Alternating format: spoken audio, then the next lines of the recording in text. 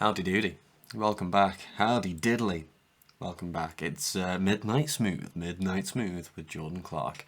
Maybe I should rename the channel Midnight Smooth because I seem to be doing them all the time. But I don't know. Midnight Smooth doesn't really shout music tier lists as much as the current name Music Tier List does. But I don't know. Midnight Smooth Music Tier Lists. MSMT with Jordan Clark. The Late Midnight Smooth Show. Maybe. I'll think about that one. This off point, isn't it? Immediately off point. Let's go further off point, shall we? What have I been doing? What have I been doing for the last 10 to 12 days? Well, dumpster diving. We went dumpster diving recently, me and my housemate Nick. Right, I'll tell you a little story. So, there's a massive bin area in the place where we live. So there's like 3 massive blocks. We live in Cousins house, which is one of the blocks. And downstairs we have a huge bin refuse area that's for the whole block, which is hundreds. It might be over 100 flats, I would think, over 800 rooms probably. There's a lot of people that share this area. And we went down there the other day. Well, I went down there the other day to take the bin out because I'm a good housemate. And just a fucking nice sofa just sitting in the refuse area. Now, I know you're thinking, Jordan, you massive jippo, why were you instant? It was a really good sofa. Like, it was one of the sofas that come with the flats. It was a cream sofa. Not a mark on it. And I just thought that would look perfectly good next to our grey sofa. We'll have 2 sofas then. We can have guests. We can have guests in the home. So I ran up excitedly back to Nick, back up to the flat to discuss the possibility of maybe taking this sofa, and he dismissed it immediately. I'm not taking a sofa from the refuse area. Fast forward 2 or 3 days, we're back in the refuse area. This time we're going out somewhere. I think we're going for drinks or something. Well, I'll take the bin out on the way down. Get down to the refuse area. Sofa's still there, by the way, so I have to pretend that I don't care about it anymore, even though I care very deeply about the sofa. There's a desk. There's now a desk, a very nice sort of wooden, half metal, half wooden desk with a lovely finish. And I've got my own desk already. One of my colleagues at work very very kindly gave me a desk that he didn't need anymore. And Nick, I see him licking his lips over this desk, twitching. Saying, what are you gonna ask of me now after you dismissed my my wanting for this sofa that we're looking at right now? You're gonna ask me to help you take this desk from the refuse area back up to your bedroom, and and he did that without any consideration of the past. And he go, "You're gonna make a whole meal out of this," and I was like, "Yeah, I am actually, because I wanted the sofa, and I'm just going to help you because I'm a good friend. I'm going to help you take this desk from the refuse area. You get loads of use out of that. I would have loved the sofa." But so that was us going dumpster diving the other day, and then we went to a party. Either that night or the night after. I think it was that night. Just another friend of mine from work was holding a party at her house, and just there was a moment when we were there. And a bit drunk and that, and there was a good vibe going on, and the guitar comes out, you see. The guitar comes out at the party. And you never want to be that guy. So at first I kind of steered away from the guitar. I was like, I don't want to get involved with that and become the guy on the guitar. But obviously, there was another guy there who was like, he was playing 3 chords badly, and everyone was like, oh my God. So much talent, so much raw talent in this man. And I was like, oh man, I don't like to show people up, but I can't have him thinking he's amazing at guitar when he can only play 3 chords. I think it's just a lesson that needs to be taught to this gentleman. So I was like, oh, I'll have a go. Yeah, I'll have a go. And what I like to do, because I can read chords quite well, I was just like, oh, someone pick a song, we'll get the chords up, we'll have a sing along. And we did a couple of songs. We did like Fleetwood Mac and stuff. So I played the guitar. Some girl was holding the phone with the chords up for me. So I was playing the chords as everyone was singing, and I was getting in on singing as well. And it turned into what was supposed to only be me, kind of just staking my claim as the best guitarist in the party for 2 minutes. Ended up being like an hour-long set, and my fingers were bleeding at the end of it. I'm not gonna lie, I was a little beamed up at the party, so it didn't really bother me, but. It got to about 40 minutes into just doing these songs and people going, do this one, do that one. And and I ended up playing Oasis. I played like 2 Oasis songs, and it was like a moment of clarity. I was stood there with my foot on the counter, not on the counter, on like the dining table, leading this guitar. Everyone's singing, everyone's doing it, and I'm leading the vocal and the guitar. So Sally can wait, and it just clicked, and I was like, I am the guy at the party playing Oasis now. That's what I've become now on this party. I was like, it's just such a fall from grace. From what my original idea was to what I ended up being was completely different things. But it was still, nonetheless, it was a good party, and all the people afterwards, they were saying that other guys got talent. They were like, "Oh my god, the raw talent on this man!" They soon shifted their opinions over to me on that. But that's what I was looking for, I suppose. I wasn't looking for attention. I was looking to draw the attention away from someone who didn't deserve it. That was all I was trying to do. But I ended up doing like a whole thing. But it was fun. I haven't been to a party in a long time. So to go to, I say a long time. I'm not. I do go out and I do drink and shit. But I haven't been to a house party and met loads of fun, interesting people like that for a long time, so it was good, and hopefully we'll do another one because that was good fun. But this time I will stay clear from the guitar because it became like my only persona at the party for the rest of the night. Alright, we do like to talk nonsense, don't we? We do like to talk nonsense at the start of the video, but that's all I have to say. That's how I just wanted to tell you about the dumpster diving and the party. I've got it written down on my notes as party tonight. That's because I wanted to do this tier list a few days ago, but like I said, we went dumpster diving and partying instead. But yeah, good times, good fun. What are we doing? I don't know. I even told you what we're doing. We're doing "Smiley Smile" by the Beach Boys. Smiley Smile. Let's have a look. Let's have a look at it. Tell you what I love is the album art on Smiley Smile. It looks so cool. And it looks like it would be such a good album, but this is where people start to tune out now because I say something bad about the Beach Boys. It's not that good. It's not that good of an album, quite frankly. It's I don't know. I'll try and explain myself as we go on, but it's hit and miss, isn't it? Mainly miss. It's just like let's go from the start. I mean, let's start at song 1 and see where we get, because there's a lot to unpack with this album as to why I don't think it's particularly good. What we will start by saying is that this is like an unfinished thing. This is not a finished album, and they themselves say it's not a completely finished album. I'm just going to have a bit of my coffee, sorry. The original idea was to do an album called Smile, and you will be able to find stuff called the Smile Sessions online on YouTube and Spotify and stuff, which are takes from what the Smile Sessions were. These full songs that were going to be grandiose and big and amazing, like pieces of art. What happened subsequently is that Brian Wilson had like a mental breakdown from the pressure of trying to make this album. I think it was because the Beatles were sort of the guys, they were guys to catch at this point. What year are we looking at? 66, 67, so it was Sgt. Pepper time, wasn't it? Sgt. Pepper time for the Beatles. And Brian Wilson's working away with the rest of the boys on this album, and it just starts to get to him like whatever the Beatles release off the back of Revolver has to be really good. There's no way around it. And started to get a bit worried about it, and that pressure, I believe, got to him. And then they did, in fact, release Sgt. Pepper, and yeah, Brian Wilson got tipped over the edge then. He was like, what in the world am I supposed to do about this? So the rest of the guys were just like, you know what, let's just stop. I mean, Brian Wilson himself had said, we're not doing this Smile thing anymore. I don't want to do it. It's too much effort and stress for me. So the other boys were like, well, let's call them the other boys. Let's call them by their names. Carl Wilson, Dennis Wilson, Al Jardine, and Mike Love. That's all the Beach Boys. And they were all just like, you know what, let's just chill out. Let's just go to your house and just record some fun stuff and take it easy. Just take it easy, Brian. And that's what they did. And some of it's really good and some of it's not so good.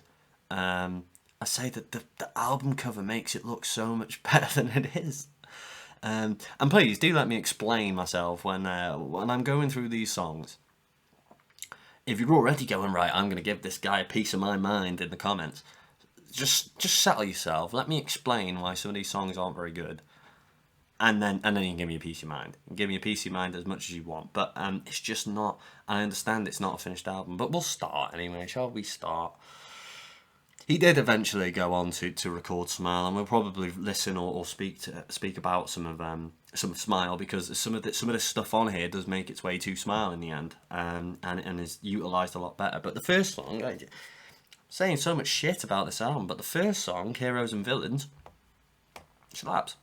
Easy. Heroes and Villains, obviously we're looking at Luke and Darth Vader here. Luke Skywalker, Darth Vader. Darth Vader's...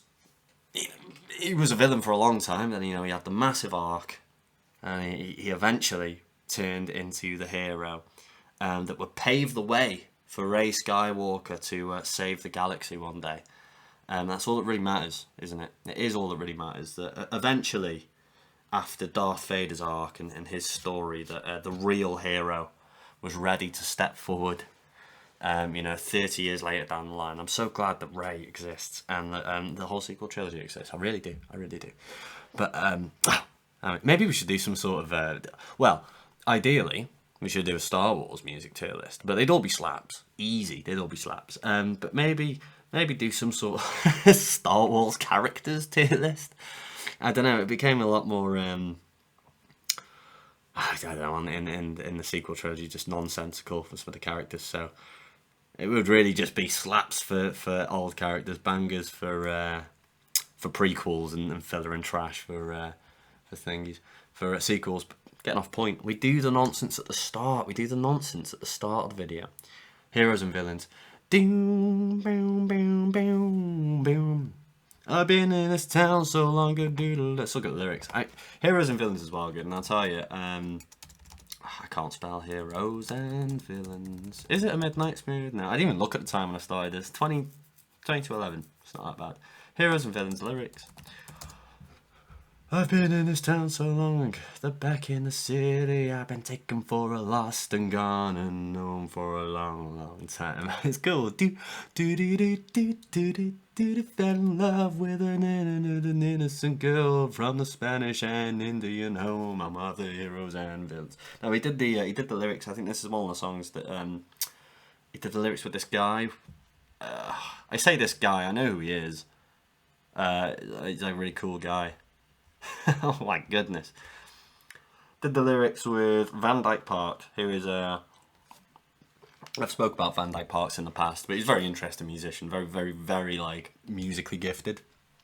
And I think he worked with him on the finished Smile as well. But not a lot of the other Beach Boys really cared for Van Dyke Parks. But he's an interesting guy. He's very sort of musically and I was going to say inept, but that's the opposite of what I'm trying to say. Musically gifted, very musically like in tune, or attuned, shall I say? But yeah, he did the lyrics with Van Dyke Parks. People don't really care for it, and this was like, I think this slaps. I think it's a great song. But I think as the opener for the album that's supposed to stand against the Beatles' Sgt. Pepper, you come into this, and apparently, yeah, contemporary reviews. Apparently, a lot of people were confused. A lot of people were just like, what is this? Because it does start really like upbeat and Beach Boys-esque, but then it goes into that dead weird bit like, oh well, let's have a look at it. Na na na do do do do do do na na na na na na na na na, and it's just a bit like dark and weird, isn't it? But yeah, people weren't really impressed with it, and it really probably shouldn't have been released as a single. I mean, if any songs on this were going to be released as a single, it'd be, well, Good Vibrations was, but previous to this album, this kind of whacked on there. But really, none of the songs are songs that you would release as singles. Gettin Hungry has moments where you think, oh, this could be like number one or in the top 10 at the very least, but then it's just not. It ruins it by doing other things that just aren't as interesting. But Heroes and Villains is good, and it was one of the first songs that I actually fell in love with the Beatles. So it was on my 18th birthday. What was I doing? Because I must have been a bit of a loner at that time. I think a lot of my mates were still smoking weed, and I was just kind of not bothered by it anymore. So I was doing a lot of stuff on my own for a while. It makes me sound so lonely. One lonely boy. But yeah, I was just kind of hanging out on my own, and I was like, well, if they just want to like be losers, then I'll just not be a loser and do other stuff. So, on my 18th birthday, I got drunk on my own. I went into town and I bought what did I buy? I bought this. It wasn't Smiley Smile. It was like the Beach Boys Best 50 or something like that CD. Because I had never listened to them before. My mate Ray was telling me how good they were, so I was like, oh, I'll buy that for myself. 18th birthday, why not? And I bought like a Frank Sinatra CD as well, which was like a 2-disc thing, and it was up the smart as well, because it was like a female choir, and then he would just sing a main baritone and tenor over it, and it was nice. It was super nice. But the Beach Boys one really blew me away. I was getting drunk and I was listening to it, and I was like, this is fucking catchy. These songs are well catchy. And it was like chronologically, so it went from like their earlier stuff like Barbara Ann right through to the later stuff. And I remember Heroes and Villains coming on. It was kind of at the right time. I'd listened to a bit of the Pet Sounds stuff, and I was like, this is like more, more of an introverted take on what they were doing earlier. And then this song came on, and I was like, this is crazy. This sounds like super just like interesting. I remember like you have the really happy fun part, and then you go into the darker like weird vocals, and it's just awesome. I just thought it was a great song. It was the one that kind of awakened me to the Beach Boys, and I was like, yeah, I love these. So then that's when I started listening to their albums sort of more individually, and obviously come across Pet Sounds then. That it's just incredible. And for the record, Summer Days and Summer Nights, I believe that's what it's called, Summer Days and Summer Nights. When I first and Summer Nights, yeah. When I did my first tier list, which was the Pet Sounds one, I posted it on Facebook, on some Beach Boys pages, and one of it got a little bit of traction. And the first comment, I remember getting a notification like, you have a comment on your blah blah blah. And I was like, oh yes, someone saying something positive about my video. Went on there and he was like, I think I've said this before on this channel, but I'm gonna say it again. He was just like, well, when he dismissed Summer Days and Summer Nights, I knew this video would be absolute garbage. And whoa, I was like, I didn't dismiss it. I don't think I dismissed it in any sense of the word. I just said that the lyrically on Pet Sounds that a little bit more thought and introversion has gone into it, as opposed to amusement parks in the USA and California Girls. You can't sit there and tell me that California Girls is a deep and profound piece of music. All it is him saying that he likes girls in different parts of the county. But that's all it is. And then you've got songs on Pet Sounds like Don't Talk, Put Your Head on My Shoulder, which is transcendent of a moment, and it's beautiful. Help Me Rhonda is a good song, and Then I Kissed Her is a good song. Is it a little bit Beatlesy? Is it a little bit early Beatlesy? Yes. I'm not saying they're copying the Beatles, but it's the same kind of thing where it's just, it doesn't really mean much, but it's still a nice song. But regardless, I will go back and I will do this album one day, and I'll prove all my haters wrong. What a load of nonsense. We're only on we're on song 1. It's been 19 minutes this video so far. I mean let's try. All right. Heroes and Villains slaps. It's well good, isn't it? You've got the really fun upbeat parts, and then brings it down into the lower, more darker, unusual parts, and it's a nice little back and forth, isn't it? And it's great, and I can understand why fans would first song on the album, single from the album, and you're just kind of like, what does this mean? But in retrospect, and as we move forward, we look back on things like this and go, actually, that was kind of ahead of its time. And I think this is one of the songs on the album. This is one of the truly great songs on this album, and one of the truly great songs from the Beach Boys catalogue. I think it's really, really good. And then the version he does on Smile is just as good as well. All right, that's one song down. We're only 19 minutes in. This is gonna be a quick one. This, isn't it? It's gonna be a quick one. This. All right, we're on vegetables. I'm gonna cut down my vegetables. I'm gonna put it in banger first, but I think it might be a slaps, really, because it's interesting. What I will say is that maybe the first half of the album is actually really, really good. 4 Breaks Back into Winker's really Winker. 4 Breaks Back into Winker. She's Going Bold is really fun. Little Pad, maybe not so much. It's okay. Good Vibrations is obviously one of the best pop songs of all time, but it was never made for this album, was it? Was it even made for the Smile sessions? I think so. But it's just kind of popped on this. But regardless, we're getting off point anyway. But I think the first half of the album's a lot better than the second. Vegetables is fun. Now, we'll get the rumour out of the way. So if you get the rumour out of the way first and foremost. There is a rumour. There's a big fat rumour going around that Paul McCartney was at this session helping them record Vegetables.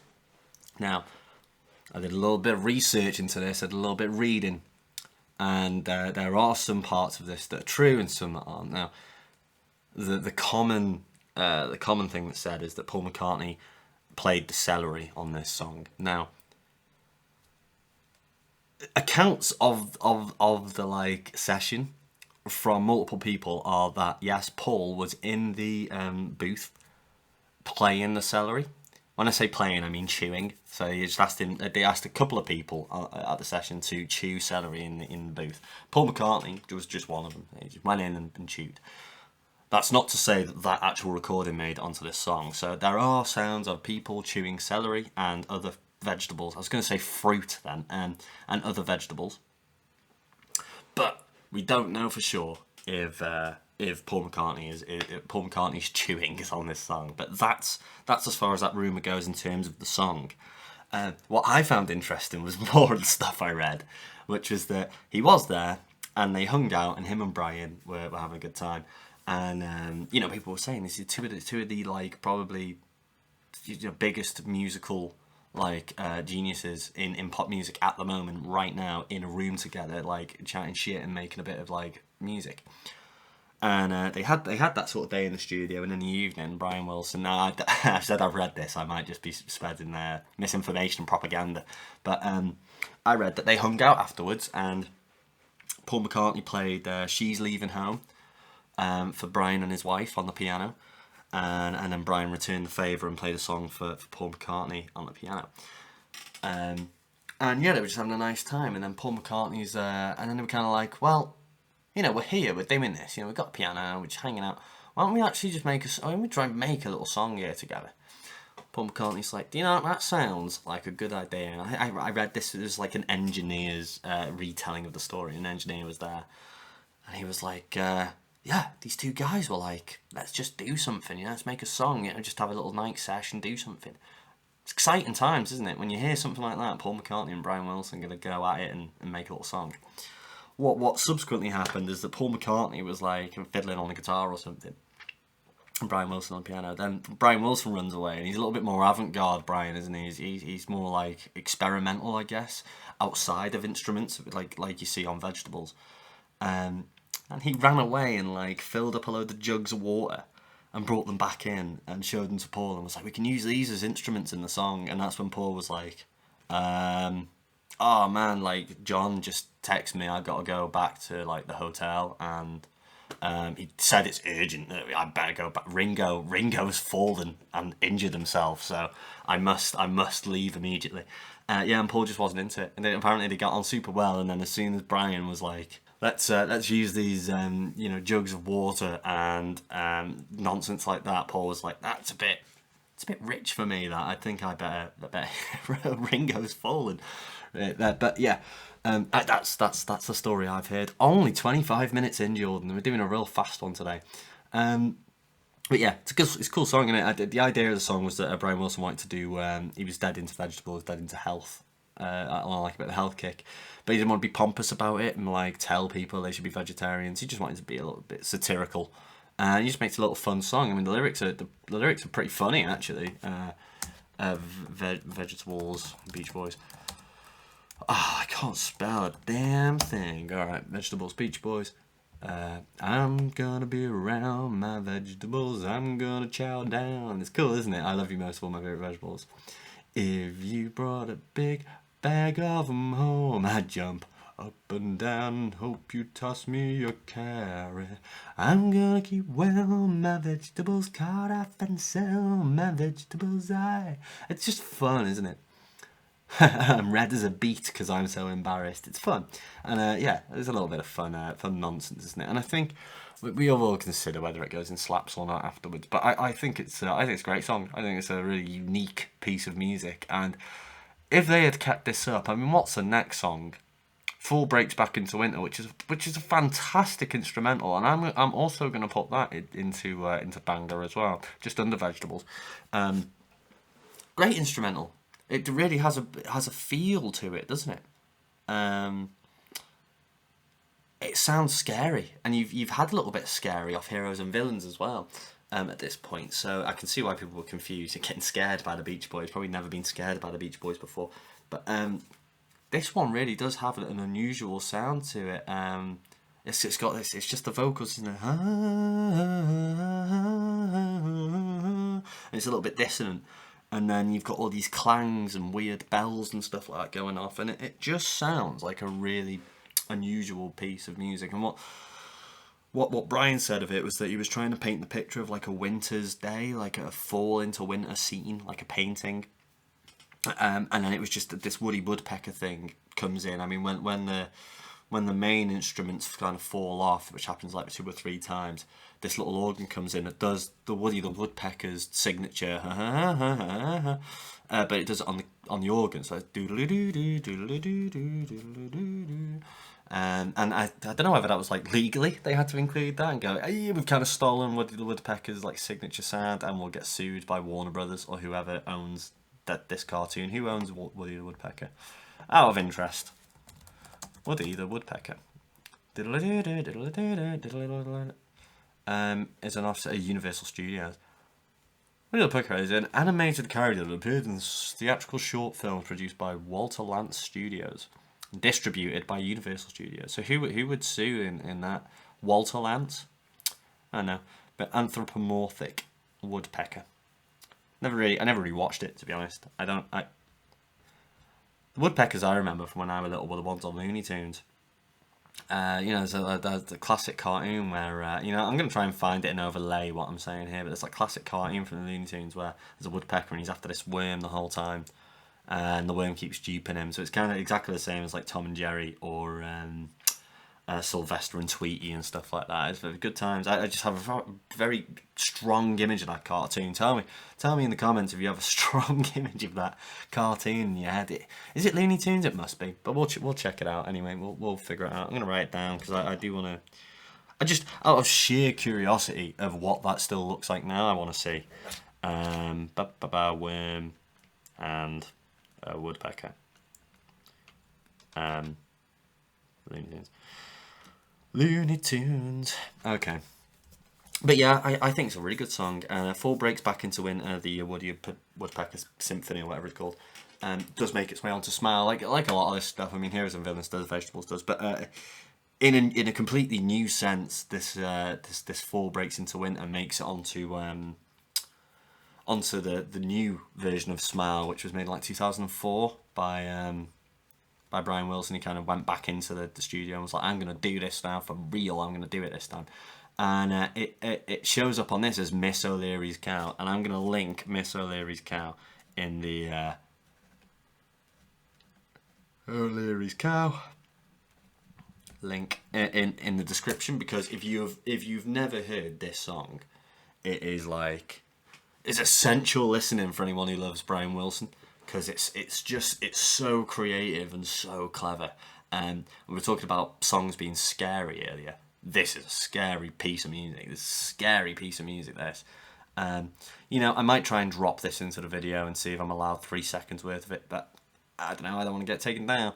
But it's great. It's well good. Miss O'Leary's Cow, it kind of does the exact same thing as the Fall Breaks Woody Woodpecker song, but just way more like dial to 11, and he just makes it crazy. I mean, compared to what this version is on here on the Smiley Smile, it's pales. This pales in comparison to the Miss O'Leary's Cow version. But that's enough of that. I think the first 3 songs are great, and then I was going to say we drop off, but She's Going Bald is well good, and that's also a banger. I think that's probably here. So that's Jada Pinkett Smith. Keep my wife's name out your fucking mouth! I appreciate, probably my own fault.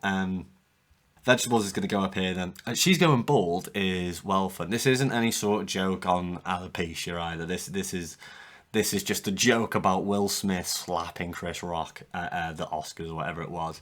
Very silly behaviour. She's Going Bald's well fun. I love the lyrics. Silken hair, oh silken hair, falls from her head. And they're just being silly. And I think this is one of the things that the Beach Boys said about this album, is that they had so much fun doing it. They'd kind of taken themselves away from the pressure of the studio and trying to catch the Beatles and keep up with the Rolling Stones and all this nonsense. And they were like, let's just go and have a little bit of fun and make some silly songs, get stoned. I mean, it really is like a stoned album, isn't it? And this one's funny. I fell on her face and no wind was blowing. She was going bald. Silken hair, more silken hair, lay near her pillbox down at her feet. And it's just funny and silly. I peeked in and when I saw she'd lost her hair, I thought I would kill. When she saw her shining forehead didn't stop, she swooned to the ground. And this part, I laughed so hard, I blew my mind, blew my cool, I blew myself over.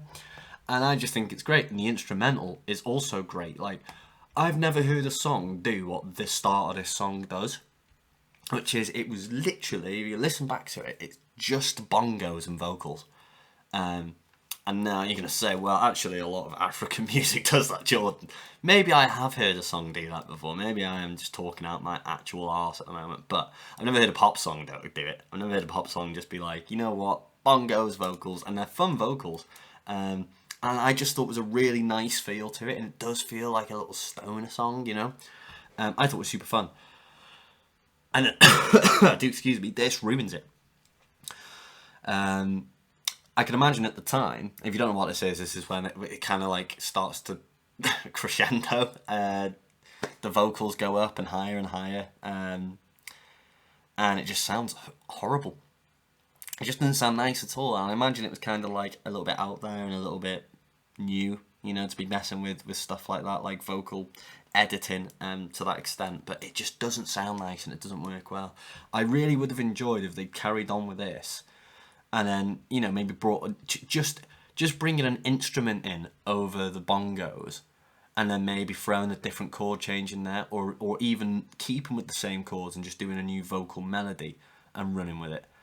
Would have been fantastic, but they went for this thing, and it's like ooh sha na na na na na na na na ooh sha na na, and it's just like it just really just takes you to like out of it, and then suddenly I'm just not involved in the song anymore.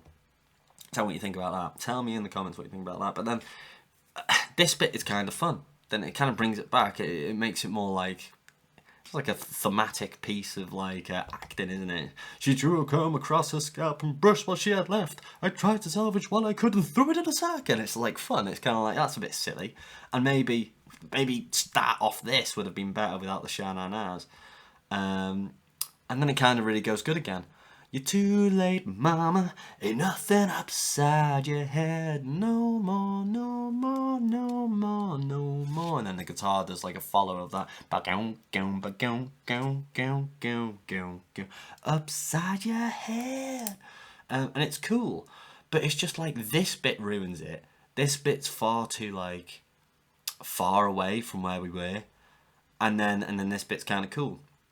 And it's like the first song that starts it on a road going down. I'm not going to put it in filler, but I'm going to put it as like it's not a filler. It's not a filler because there are so many good bits about this, but this leads into what I was trying to say before about this album, that Brian Wilson was doing this thing. He was trying a new songwriting technique at the time, which we hear in Good Vibrations. We hear in a lot of the songs of this period, where he's writing these little moments and then stitching them together.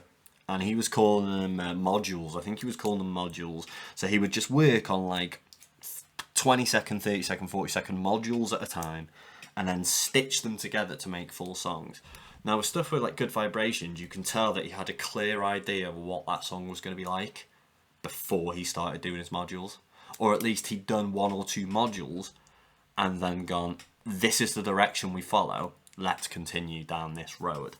With She's Going Bald, however, he's worked on 4 different modules and gone, let's whack them all together, without any clear idea of where it's going. It's an interesting way to do things, and it works a little bit better in Little Pad, which you can hear the exact same thing again in this one. But She's Going Bald doesn't work as a full song, and I'm only really going to put it in Banger because I like 2 of the modules. And maybe that's how we're going to start doing the rest of this tier list, is by modules, because this is where it starts to go after this.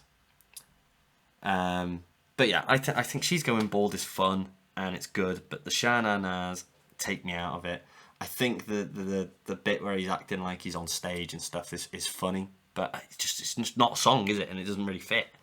But yeah, that's it. I like it. It was a G.I. Jane joke. God, it was a G.I. Jane joke. Little Pad. Little Pad. I probably have to, this is another thing, I'm probably going to have to drop out and listen to Little Pad because quite forgettable for me, but we'll see. Little Pad by the Beach Boys. Oh, this is the entire lyrics. By the sea, that's where I'll build a pad in Hawaii. By the sea is where I build a pad in Hawaii. No, it's more than that.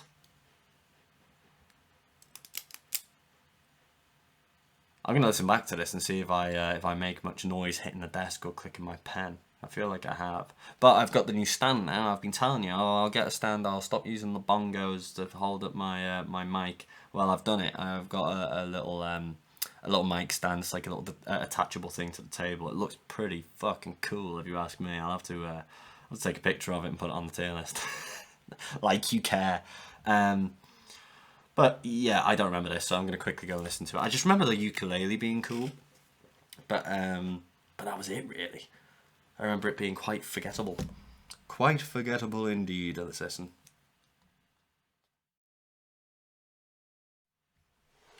Alright, we're back. Yeah. Yeah, I think it's better, actually, than... wait. Better than She's Going Bald. I'm going to put that here for now, for the minute.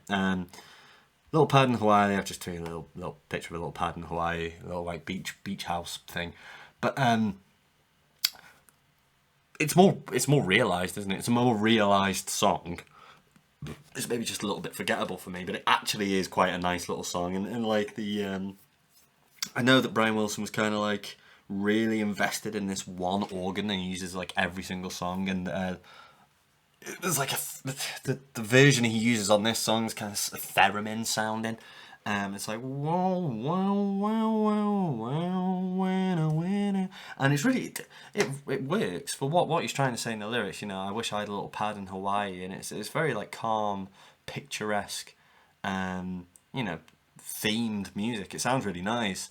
And then he kind of runs then into the ukulele part, which is also pleasant, and it's just. For me, it was just a forgettable song, really. But I mean, when I do listen to it, I'm like, it's nice, though. It is a nice song, and it's probably the more well-realised. You can tell that it's in modules again, but this one has a direction, whereas She Goes Bald doesn't really have a direction to it. But that's all I really have to say about that one. A lot of these are going to be like this now, towards the end of the video, because some of them are super forgettable, apart from Good Vibrations, which is the best song on the album, by a mile. Isn't it? It's well good. I'm not gonna harp on about this one for too long because it's all been said before. It's all been said before. But let's just gonna look back quickly and see if I think a little pad what I'd written. I've not even referred to my notes once in this video. Why do I write them if I'm not even gonna read them? I think that all the parts individually are really nice, but it doesn't flow well enough. Okay, well, I completely defeated what I'd written the other day. There are a lot of songs that seem unfinished or under-realised on this album. I need to be more specific with what I'm saying, otherwise I don't really know what I mean. Okay. Well, really my opinion on Little Pad is that I think that the parts individually are really nice, but that it doesn't flow well enough, and that there are a lot of songs that seem unfinished or under-realised on this album. No, I listened to Little Pad just a moment ago and I do like it, but I suppose when you're listening to the album as a full, you're going to pick out your favourite parts and your less favourite parts, aren't you, at the time? But I mean, as a single one-off listen, I thought Little Pad was actually quite pleasant. I almost want to put it in filler now because past Jordan doesn't really like it, apparently. Maybe. We'll consider it. But I do understand what I was trying to say here. A lot of songs do feel unfinished. And She's Going Bald is gonna go down to... No, I'm going to put it here. We're going to do a final synopsis. We always bloody do. Good Vibrations. Like I said, I'm not going to harp on about it. It is such an important song for pop music. And we're talking about modules. We're talking about modules and feelings and the stuff we was doing before. This is the perfect example of how to use that. And you can hear it so much in pop music now that these songs aren't just tracked as there's perhaps a chord variation in place and there's like a direction and a key that they want to stay in, but it's like you really can just work on 30 seconds at a time, 1 minute at a time, and splice it all together. And it was done so well on this song that it kind of like just changed the idea of how to produce music and how to work with music in the studio. It's a fantastic song and it just sounds really good. It doesn't suit this album, because the rest of this album is super like trippy and slow and unusual. This is a very, very Beach Boys-esque pop, energetic song. I think it would fit at the start of the album and then lead into Heroes and Villains, but I just don't think in between Little Pad and With Me Tonight it really fits in that bit. Although it does start side 2, so it's kind of starting something. But yeah, I don't know. But there's no point me speaking about it in like great detail because everyone else already has. I can speak about vegetables in great detail instead, can't I? Which I already did. Go listen to Miss O'Leary's Cow. It's awesome. Alrighty, Good Vibrations. Yeah, it's well fun, isn't it? It's just the best song on the album. It just sounds so good, and all the vocals are great, and all the instrumentation's great. I'm sure I read that the way they played the bass on that was never done before in like an actual song. It was never played like that. I'm trying to remember what it was, or it's maybe like I think they play like a violin, but they pluck it or something weird. It's just like it was a version of that had never been done in a pop song before. And the same with like the theremin had never been used in a pop song before of that magnitude. It's just so like creative and so amazing. Really great song. We're gonna move on. What else have I written here though? Yeah, what I've said basically. I don't want to labour on this point too long. Good Vibrations, amazing. We all know it's amazing. Let's move on. With Me Tonight. Psychedelic doo-wop I've written here. I guess so. Let's look at the lyrics. With Me Tonight.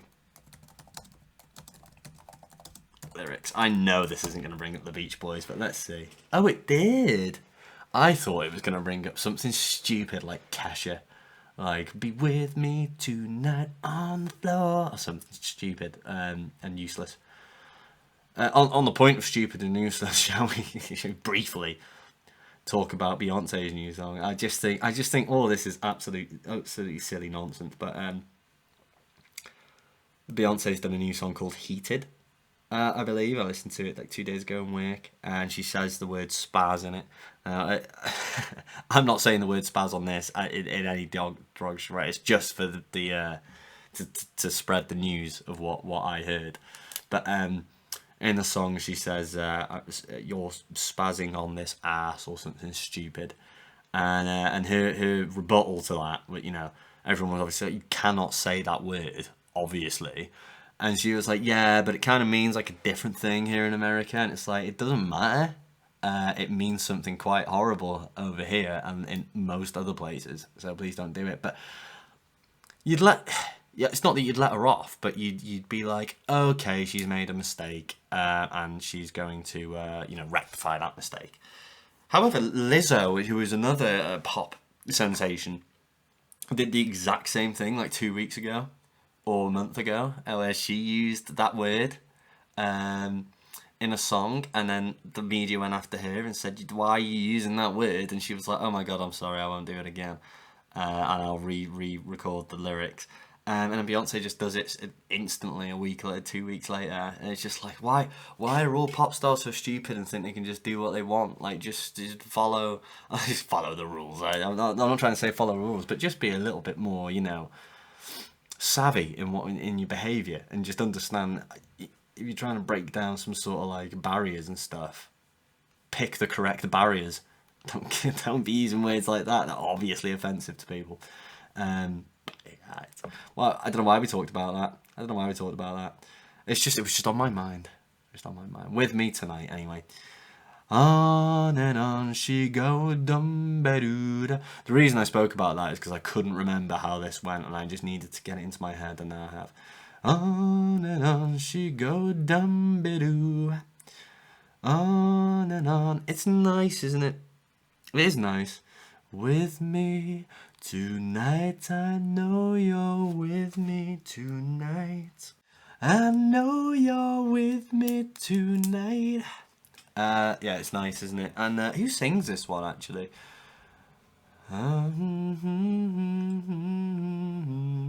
Carl Wilson. He also sings Wonderful and Whistling. Carl Wilson sings the entirety of the second half of the album. He's got one nice voice. Yeah. Whistling. It's nice, and I think it's more realised than these two, so I'm going to pop these down here.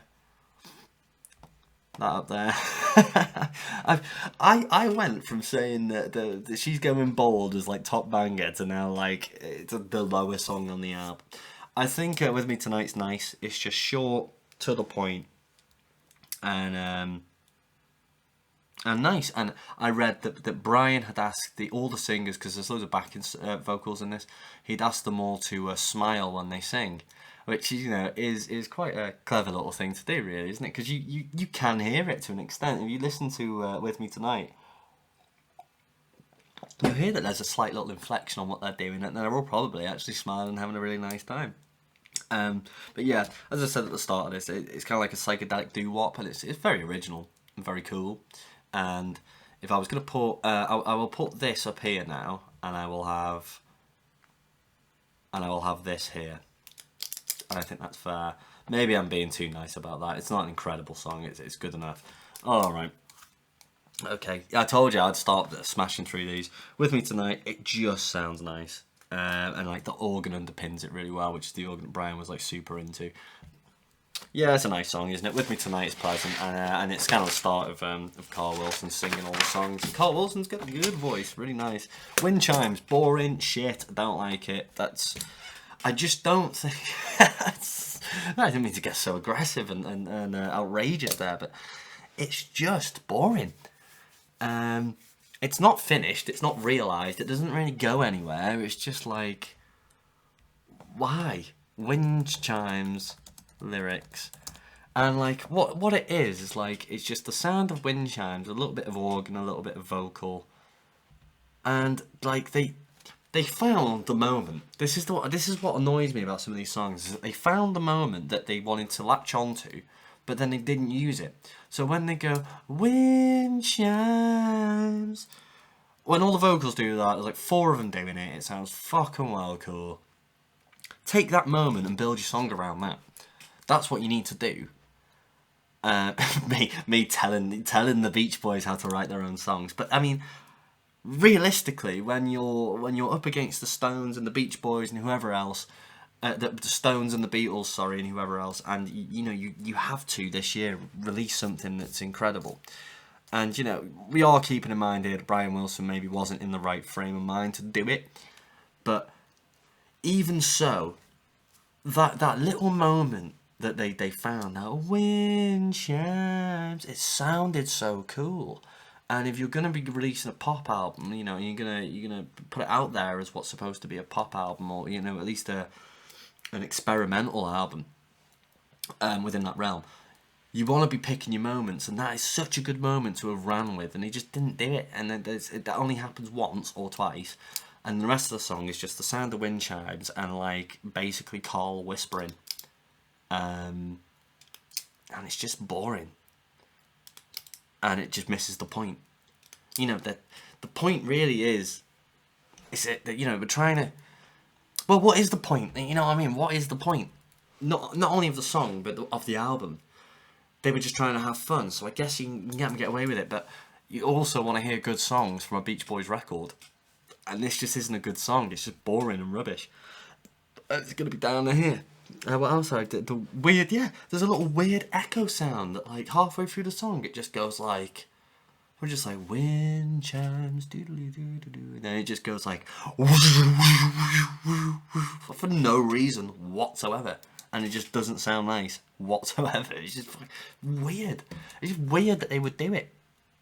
And yeah, it could have been a good song. And does he use it on Smile? Is wind chimes on Smile? Wind chimes, Smile. So we got wind chime. Oh right, so present Smile, wind chimes. So wind chimes made it onto Smile. I should have really listened to that before I kicked off about this. You know what? I'm going away for 2 seconds to listen to wind chimes off Smile, and just to see if it actually made it into, if it became a good song one day. Give me a minute. Hello again. Yeah, well, I can say with certainty that this song, the one that made it onto Smiley Smile, is a lot worse than the original version that was on like the Smile sessions, the one that Brian Wilson was really wanting to do at the start, and then the version that actually makes it onto the Smile that Brian Wilson did in 2004 is again like way superior. It's just I don't think I have no right to get mad at them for making this song, but I just don't. It just doesn't work. The version on Smiley Smile, I don't think they could have released an album and gone, yeah, we're putting this wind chimes on it, which is one of the most boring songs ever made. It's just like, oh. But yeah, I need to stop being mean about wind chimes. Cause I think it's a nice idea. He's writing a song about these wind chimes that are outside his window, but it's just a bit niff, innit? It's naff. Alright, what's next? Getting hungry. Hungry for my kind of woman. Right. I'm gonna put it here. And what have I blown this? I think I've blown this because I was supposed to put With Me Tonight. I put, for some reason, I chose this image as With Me for tonight, which isn't. That's Whistle In. This is With Me Tonight because it's Carl Wilson singing, isn't it? Or was like Getting Hungry? No, this is Getting Hungry. Okay, cool. All right, let's continue. Let's Carl Wilson's in there. Carl Wilson's in there. With Me Tonight. Lovely song. Getting Hungry's cool. Let's get the lyrics up because, again, this is one of the ones where I felt like the modules got in the way rather than added. Getting hungry, hungry for my kind of woman. Yeah, this is another one that, like, modules, man. It's just fucking Brian and his modules. Like this.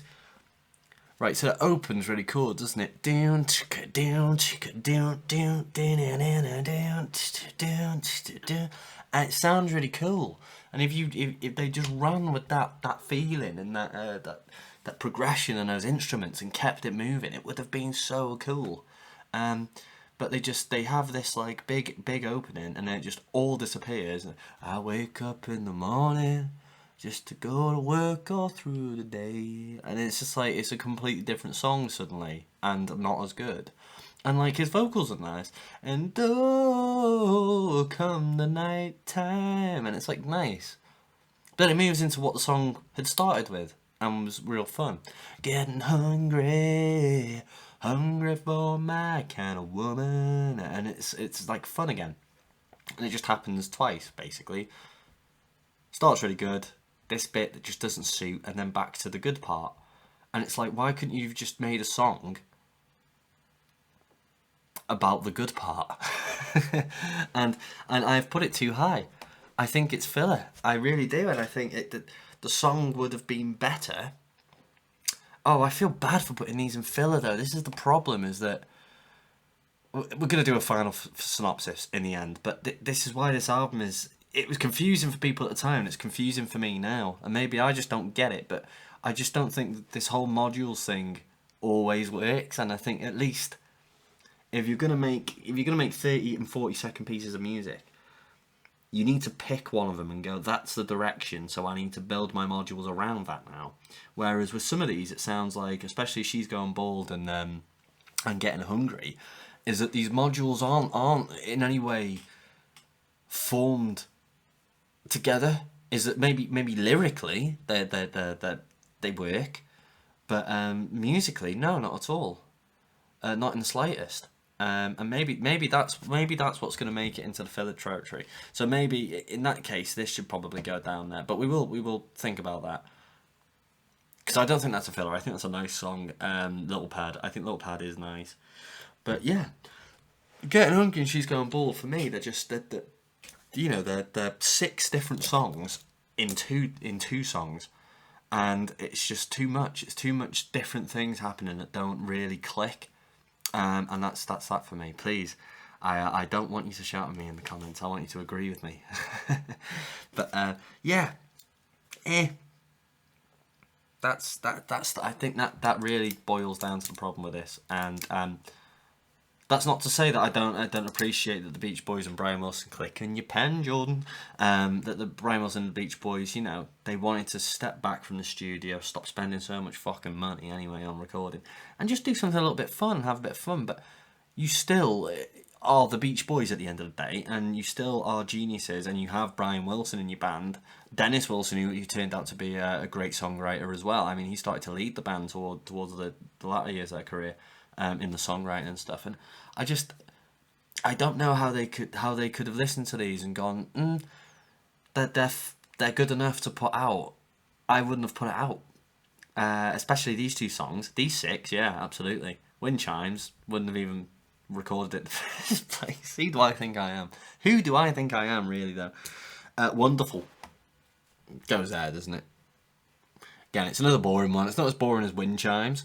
But the singing's nice. As far as I could tell, the lyrics seem quite nice.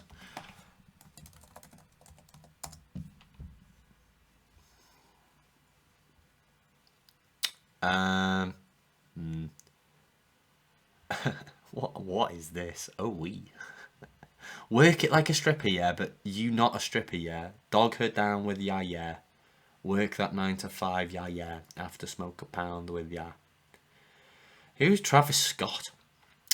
Oh my, on a vibe, what a wonderful time. 100 deep in my outside valet park, and I pull up in the ride. Ho, it's late and you might have to spend the night, yeah. Let's quickly find out who this guy is. Travis Scott. I recognise his name. Travis Scott announces Utopia residency.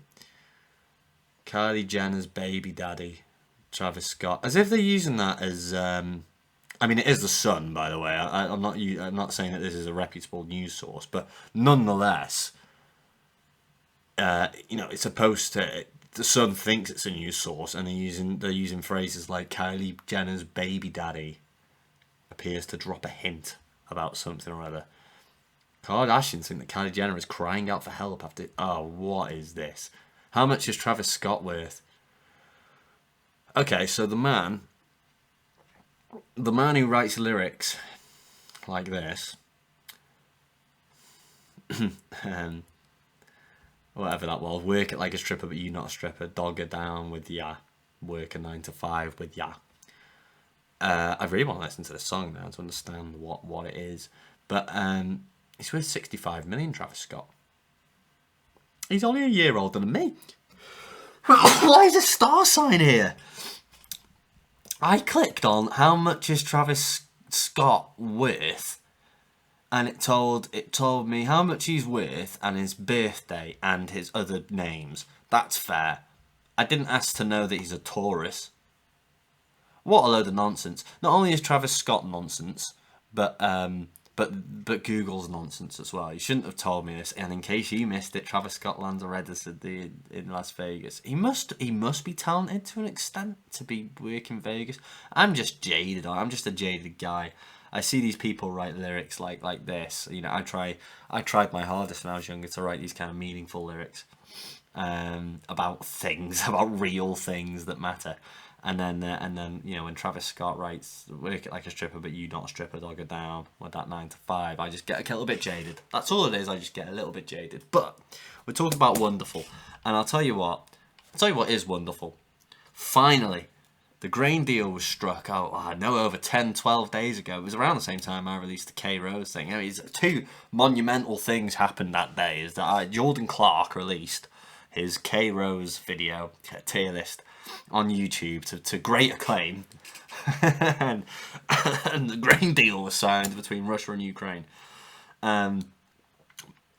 My video was a bit of a flop, quite honestly, but I don't mind. It was still fun to make. It was a little bit more niche than usual, but yeah, finally the grain is leaving. The grain is getting out of Ukraine, because what had happened is, I don't know whether this is propaganda, and I mean this will actually be spreading false information and propaganda on my channel if I have this wrong. But what had happened was that at Ukraine, there was a shipping port somewhere on one of the coasts, and Russia were blocking any ins or outs to that port or out into the ocean.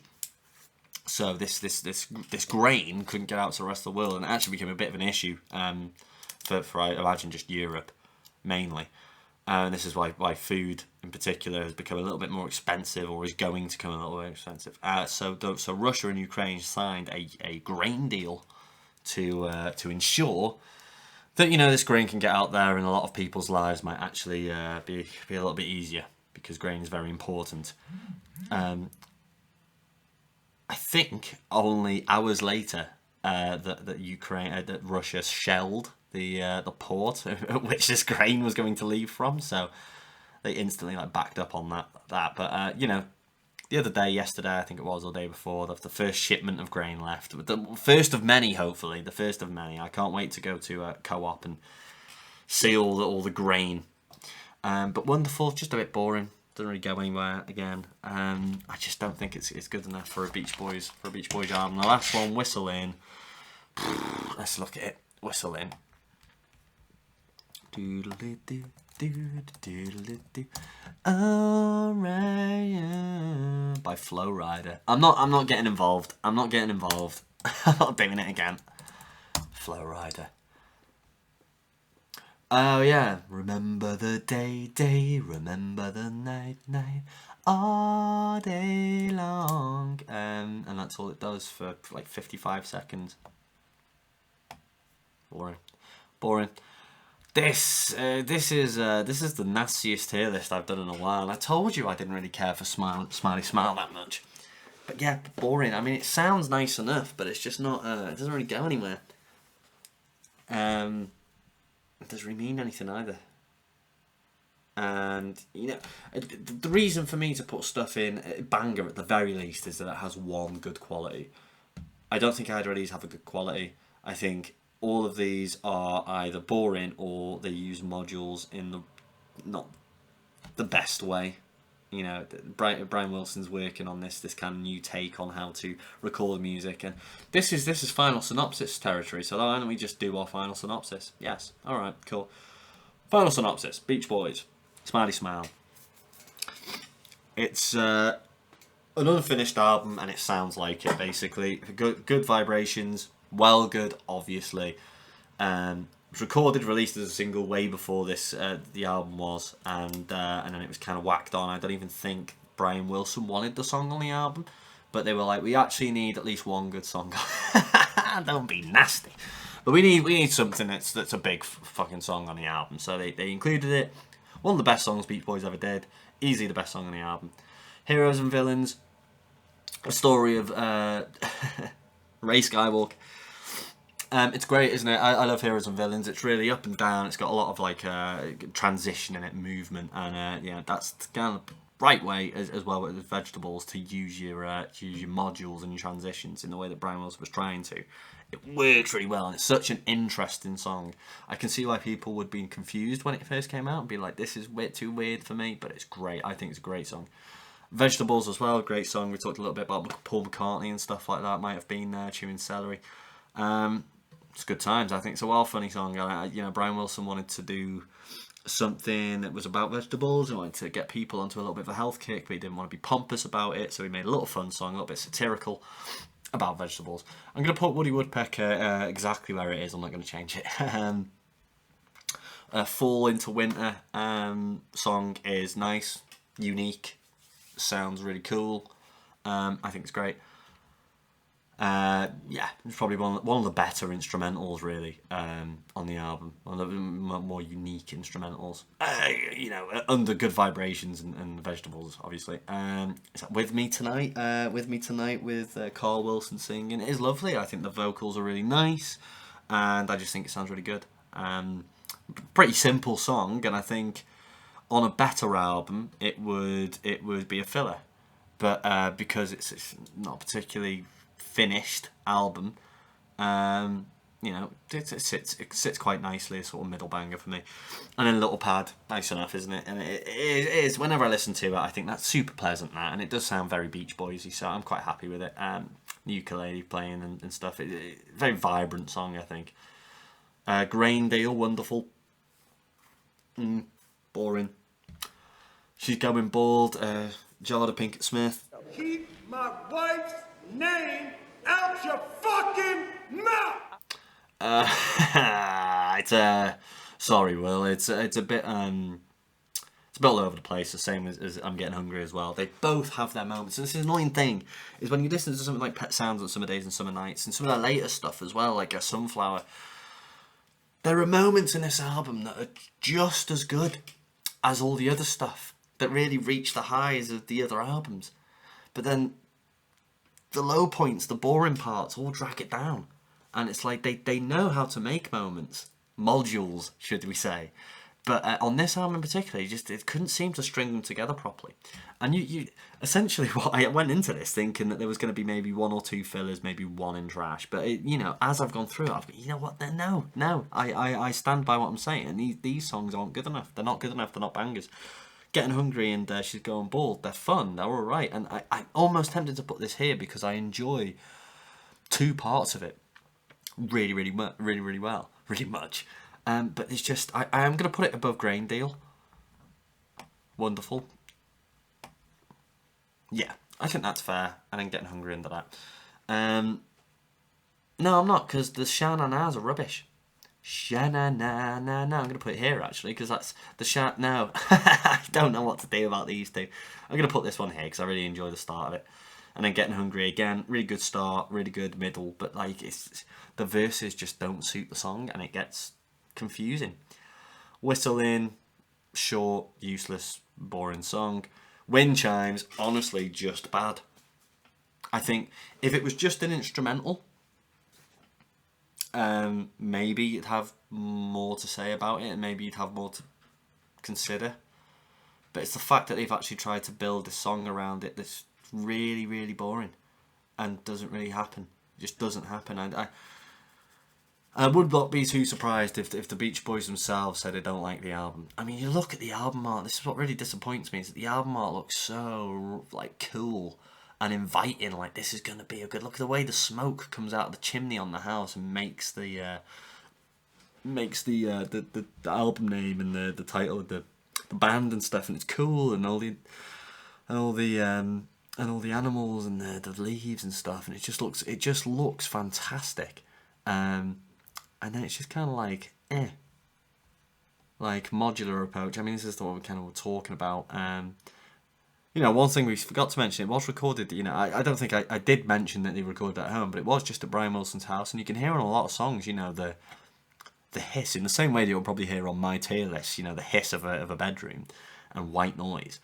Which is not something you hear on Beach Boys records. You hear crisp, great, refined music. So to hear this hiss and this homemade style, it just doesn't really suit what they're doing. Like lo-fi, that's the word you're looking for there, Jordan. It's this lo-fi style didn't really suit what they were trying to do, or what we were kind of used to from them. Yeah, I don't know. I think I might be being a little harsh. I mean, I went into Smiley Smile thinking this is going to be an interesting one. I'm going to love all of these songs. But then, when I sat and actively listened to them all, I was just like, half of them are really good and half of them really just aren't. And I wouldn't even say half of them are really good. A quarter of them are really good. A quarter of them are okay, and the other half is just not as good. And it is kind of like an album of two halves, as we said earlier. The first half is great. Second half is bum. And that's it. Yeah, I think we'll call it there. Smiley Smile tier list. What are we gonna do next? Kate Bush one did really well. Elliott Smith one did really well. So we might look at those again. We're gonna do similar artists as well, possibly. But we'll look into it. We'll figure out what we want to do next. All right. Cheers for tuning in on the Midnight Smooth. See you again. Try it out. Bye bye.